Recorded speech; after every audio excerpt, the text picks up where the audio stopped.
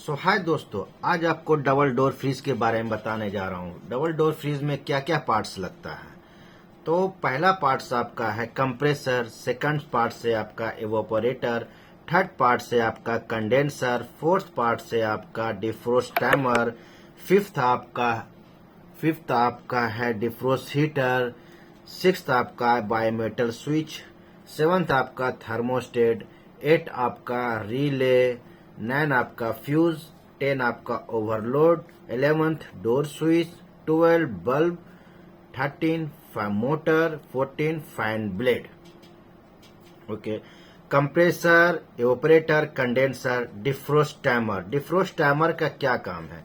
Defrost timer आपका 12 घंटे के बाद जाने के बाद ये डिफ्रोस्ट टाइमर में चला जाता है, डिफ्रोस्ट में चला जाता है। डिफ्रोस्ट में क्यों जाता है?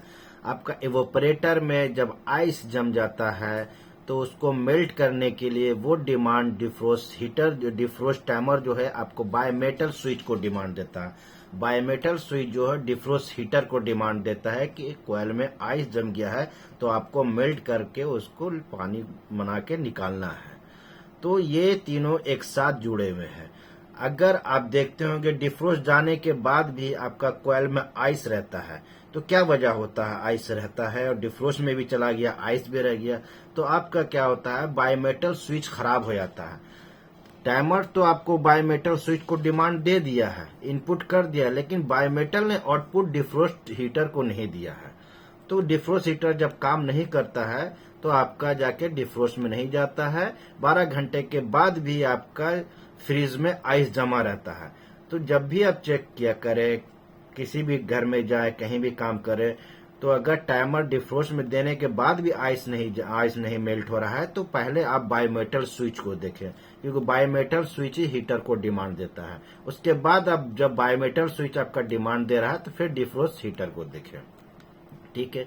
थर्मोस्टेट जितना आप टेम्परेचर पर रखेंगे तो आपको भी डिपेंड करता है आप कितना टेम्परेचर पर रखेंगे। 8 में, 9th में, 7 में जितना टेम्परेचर पे रखेंगे थर्मोस्टेट जो सेटिंग रहता है वो तो रहता है। रिले आपका कंप्रेसर में स्टार्ट करने के लिए लगाया जाता है।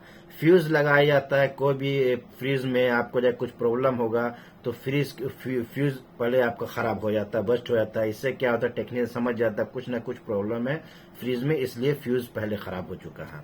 ओवरलोड कंप्रेसर की सेफ्टी के लगाया जाता है। कंप्रेसर जब ओवरलोड हो जाता है, फुल हीट हो जाता है, तो कंप्रेसर को कट ऑफ करने के लिए ओवरलोड काम आता है।